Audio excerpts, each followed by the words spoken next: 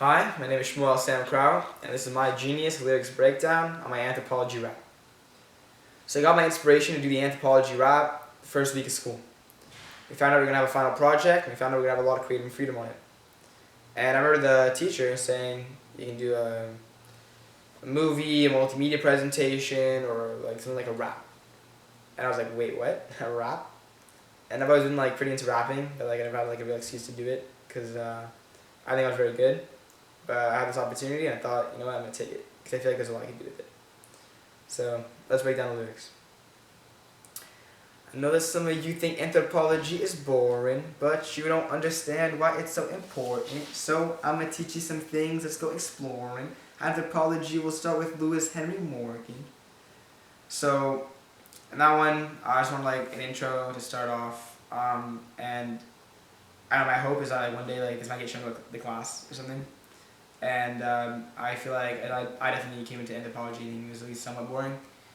And the more I learned about it, like the cooler I thought it was. And yeah.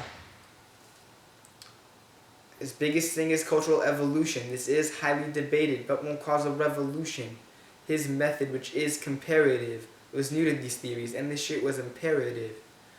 So, Lewis Henry Morgan came up with the unilateral cultural evolution theory, and like it was just a different way of looking at things. A lot of people during that time were just like armchair anthropologists, like studying like the work of missionaries and stuff. And Lewis Henry Morgan was the first one to like at least change stuff a little bit. He did kind of supply armchair anthropologists with stuff to like support their claims, which were false. But overall, it was just the start of pretty much like the birth of anthropological theory. So that was highly, highly important. And that's why it's like really imperative. Before that, the main method was armchair, which means people sat back and didn't really care. They let other people do the work and then they get the credit. But for the sake of science, these people would soon regret it.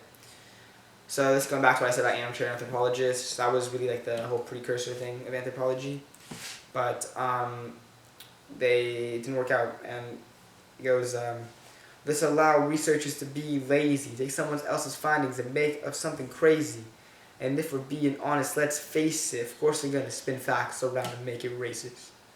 So it was going about how like they didn't really do much work, they were just kind of lazy and they were taking information and further on scientifically supporting racism.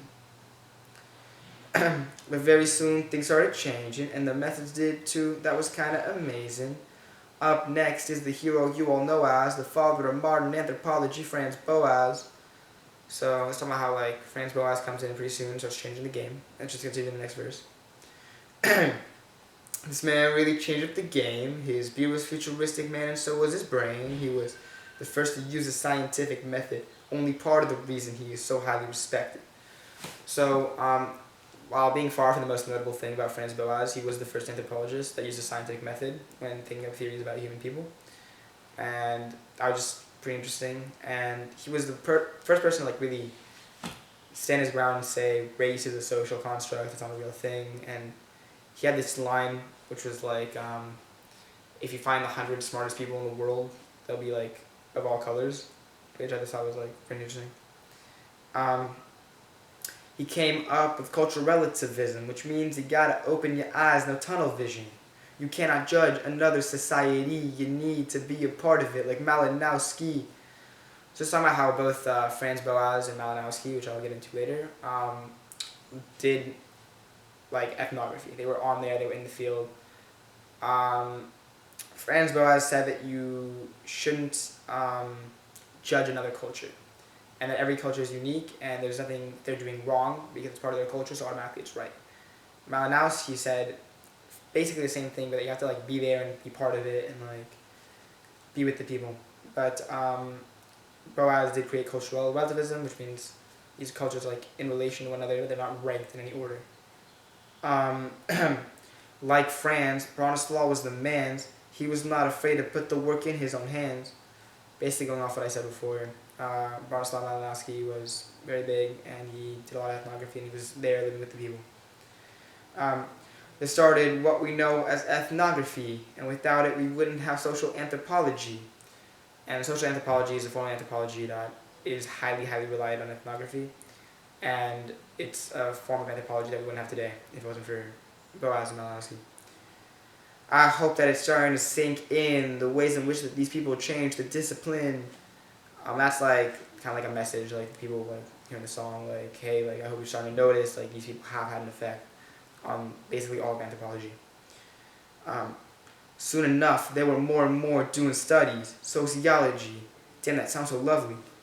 So this actually will continue on the next verse, which is now it's its own study. Yip yippee hurrah! Thank you, Weber, Marx, Durkheim, and of course Du Bois. So it's about how like all these people like started like creating more and more studies. Anthropology became more and more of a complex field, and people like Weber, like Marx, like Durkheim, and like Du Bois created sociology, and it was like a real start of things.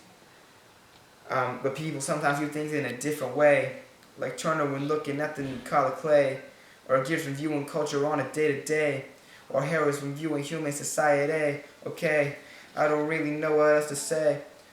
So in this one, it's about how like the anthropologists had their own way of looking at things, and they just did their own thing. And all the anthropologists that came before them, knowingly or unknowingly, had an effect on what came after, because they changed the whole discipline, which I go into when I'm talking in depth. Except maybe talk about how the disciplines changed. It's just so freaking crazy. This shit is insane. Now people start to think with their freaking brain, and anthropology will never be the same. And this is basically talking about how before all these influential people came in, people were just taking what they thought as fact, and they weren't really doing research, they weren't really understanding, they weren't really using critical thinking. They just saw people trading shells, and they're like, okay, they're stupid, shells have no value. And not realizing that like they have value to these people, and it's looking like everything's heading in the right direction. Before it was basic and wasn't true, they thought that other cultures were below me and you. We can thank Friends and Braun, because it's them too, that changed it so that we can see the whole view. Basically just talking about what I said before, about how before they thought they were like almost prehistoric, like savages and stuff, but Franz and Bronislaw saw it very differently. We hope to see new cultures because they are interesting. Their customs are not below us, they're just a different thing. And now anthropology is enlightening. Before all these changes, it was quite frightening. Now the future is looking brighter than some lightning, and we're getting closer to the world uniting. So I hope it's clear and that you can see the only way to learn about each other is anthropology.